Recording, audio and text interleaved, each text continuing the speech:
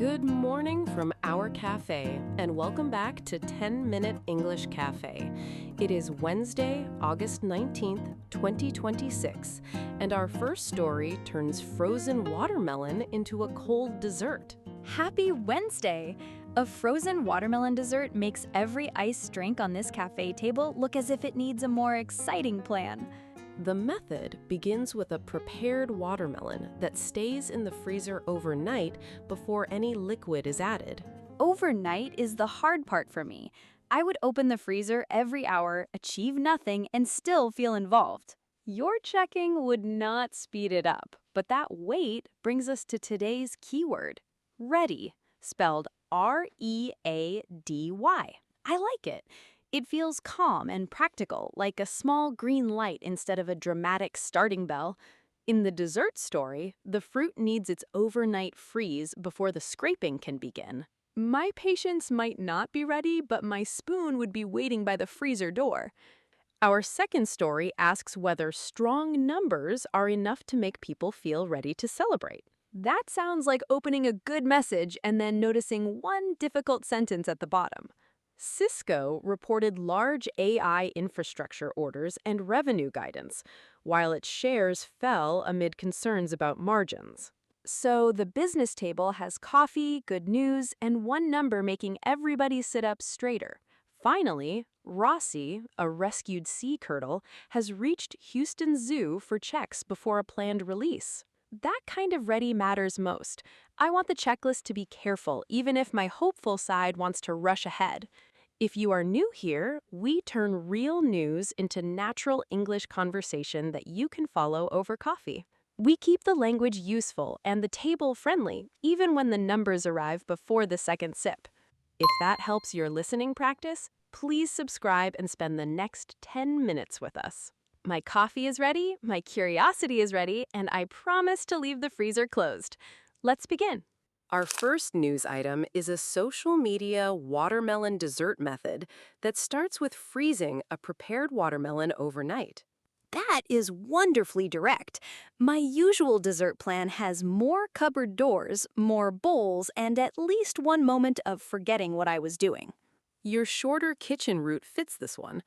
After the overnight wait, you add milk, cream, or a dairy-free alternative and scrape the frozen fruit into the liquid. Then my first question changes from where is the ice cream to how fast can I find a spoon? Because fruit is the main base and the dairy is minimal, the result is technically closer to sherbet than to ice cream. I can accept that. If the bowl is cold, fruity, and waiting for me, I will not argue with its official category. And the action is unusually easy to picture. Pour the liquid in, then scrape the frozen fruit into it. The word scrape makes the process feel satisfyingly hands-on. No button gets all the fun this time.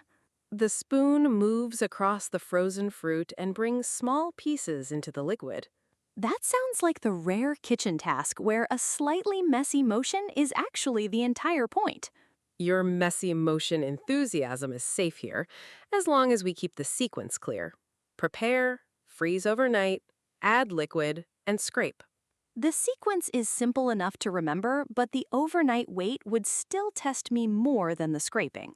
You could describe that wait naturally by saying, "The watermelon is not ready yet," without making the sentence complicated. I would need that sentence on the freezer door, preferably beside another note saying, "Opening this again will not help." That note understands you very well. Once the overnight freeze is complete, the method can move to the liquid and scraping step. I also like that the dairy-free alternative is part of the same basic path, not treated like a completely different dessert. Right. The permitted liquids differ, but the central idea stays the same. Frozen watermelon is scraped into the chosen liquid. So the fruit does the leading, the liquid supports it, and my only role is to wait without conducting hourly inspections. That fruit first balance is also why sherbet is the more accurate comparison here than conventional ice cream. Fair enough. I came for a cold watermelon treat, and I leave with better patience and a more accurate dessert word. Cisco said its FY 2026 AI infrastructure orders reached $9.3 billion. $9.3 billion is the kind of number that makes me reach for the good news folder first. I understand that first reaction, yet Cisco shares fell about 9% amid margin concerns, despite strong results. My brain wants one clean label, but this story hands me two folders. Demand looks strong, and do not ignore the margins. The other large figure is Cisco's revenue guidance for fiscal 2027, $7.5 billion. So they belong to different fiscal years and describe different things. My mental spreadsheet needs two separate rows. And then comes the market reaction. Even with strong results, the share price fell about 9% amid margin concerns. 9% is not a quiet little footnote. It is the number in the room that pulls every chair toward it. Your chair image captures the attention shift. Still, the strong demand remains part of what Wall Street is weighing. That is the difficult part. I cannot throw away the good folder just because the red number is louder. Nor can we ignore lower profitability just because the orders sound impressive. Both sides belong in the same conversation. This is like reading a work update with great momentum at the top and watch the budget near the bottom. That everyday comparison fits the mixed reaction, as long as we keep Cisco's actual picture to demand and profitability. Then my honest response is, those orders are huge, but I'm not ready to call the whole picture easy. That's careful language. You're recognizing the $9.3 billion without pretending the roughly 9% fall disappeared. I also notice how one word changes the mood. Despite lets strong results and a share drop sit in one sentence. Yes, and here the contrast is factual. Strong results were present, while margin concerns and the share decline were present too. My cafe version would be a beautiful cake with a bill beside it. I can admire one and still study the other. I can see that exact pause at our table. Wall Street's task is similarly two-sided. Weigh strong demand against lower profitability. Then the useful habit is not rushing toward good or bad. It's staying with both numbers long enough to hear the full tension. A Kemp's Ridley turtle named Rhossi, rescued in Wales, has arrived at Houston Zoo for final checks. Reaching the final check stage already feels hopeful. I am glad the careful part comes before any celebration. That care matters because a planned release near Padre Island depends on whether those checks find Rhossi suitable. My hopeful side wants to cheer at planned release, but the careful side of me is glad the final checks come first. That balance matters here.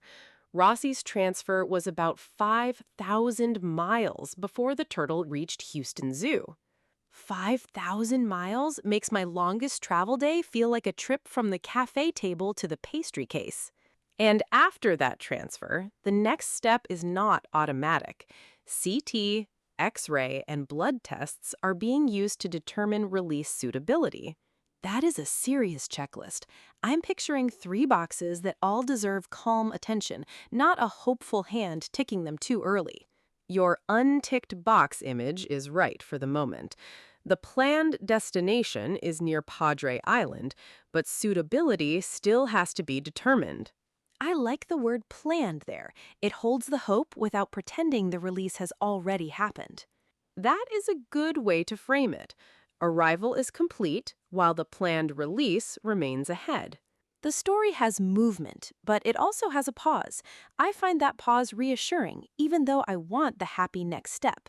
Your reassurance comes from the process being careful. The tests are there specifically to determine release suitability.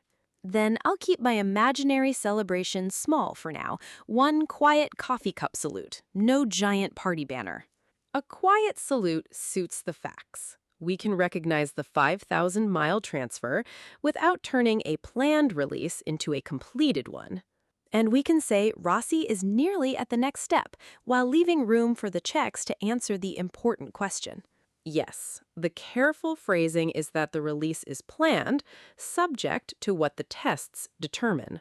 That makes the ending hopeful but not rushed, which is harder than simply jumping to the nicest possible sentence. It is also why today's keyword fits so well. Ready is not always a feeling. Sometimes it's a condition that must be checked. I'll remember that. My coffee can be ready by smell, but a 5,000-mile traveler deserves a much better checklist. Before we leave the cafe, which story gave the word ready the clearest meaning for you today? Rhossi's story did. It showed me that hope can be present while a careful decision is still unfinished. In our first story, a prepared watermelon had to freeze overnight before liquid was added and the scraping began. That was readiness measured by patience, although my spoon tried very hard to vote for an early start. Now it is your turn. Which story made ready feel most useful to you today and why? Option A is the frozen watermelon dessert and its overnight wait. Option B is Cisco's strong AI numbers and the mixed market reaction. Option C is Rhossi's final checks before the planned release. Tell us in the comments. Any language is welcome, and an A, B, or C with an emoji is fine too. I choose C because being hopeful and being ready are not always the same thing. Take today's word with you. Ready means the next step can begin, whether preparation, judgment, or careful checks get you there. Please like and subscribe if this conversation helped your English. Have a good Wednesday. May your coffee be ready now, your dessert be ready later, and your decisions get the time they need.